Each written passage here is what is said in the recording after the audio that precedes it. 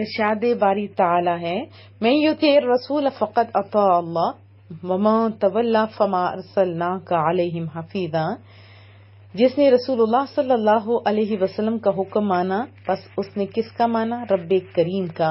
اور جس نے حکم سے منہ موڑا اس نے کس سے منہ موڑا؟ اللہ کے حکم سے منہ موڑا. یاد رکھیے کہ نفس کے مقابلے میں رسول اللہ صلی اللہ علیہ وسلم کی اطاعت نجات کا ذریعہ ہے، کیونکہ محبوب تو آپ کو کدھر بلاتے ہیں؟ بھلائی کی طرف بلاتے ہیں. اور نفس آپ کا اگر اللہ اور اس کے رسول کے احکامات کے تابع ہے تو پھر تو آپ لکی ہیں، نہیں تو یہ ہلاکت کی طرف بلاتا ہے.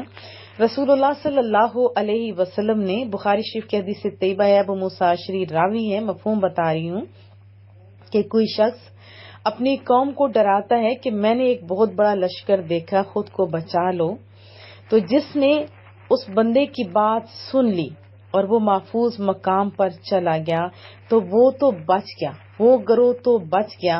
لیکن جس گروہ نے بات نہیں مانی، وہ لشکر آ گیا، اس نے جھٹلایا، تو صبح سویرے وہ لشکر کا جب سامنا کرے گا تو وہ تہ و تیخ ہو جائے گا. تو مسلمان کو چاہیے کہ وہ دینی معاملات ہو یا دنیوی معاملات ہو، نفس کے اطاعت کے بجائے رسول اللہ صلی اللہ علیہ وسلم کی اطاعت کرے اور سچی محبت کرے. رسول اللہ صلی اللہ علیہ وسلم کا حکم تو یہ ہے اپنی زبان میٹھی رکھیں، اپنے ہر ایک کا حقوق ادا کریں، لیکن جب حقوق کی باری ہے تو آپ ادا نہ کریں تو کیا یہ محبت سچی ہے؟ نہیں، سچی محبت کیجیے. اور یاد رکھیے کہ رسول اللہ صلی اللہ علیہ وسلم سے محبت ایمان ہے.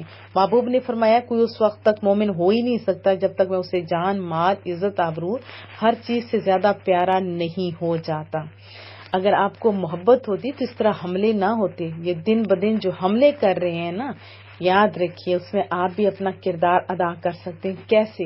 کہ جو بھی ملک یہ غلط حرکت کرے، رسول اللہ صلی اللہ علیہ وسلم کے بارے میں کوئی بھی غلط کتاب، بک، کچھ بھی کرے، لکھے، تو اس کی معیشت کو آپ بائیکاٹ کر دیں.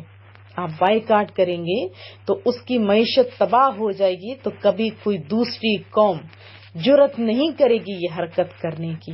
اللہ اپنے کعبے کی اگر ابابیل سے حفاظت کروا سکتا ہے تو اپنی محبوب کی عزت کی بھی حفاظت کروا سکتا ہے. اصل میں اللہ یہ دکھانا چاہتا ہے کہ آپ کتنی رسول اللہ سے محبت کرتے ہو. تو مجھے امید ہے آپ بہت کرتے ہیں. تو پھر کیا کرنا ہے؟ ہم نے ہر اس چیز کا، ہر اس ملک کا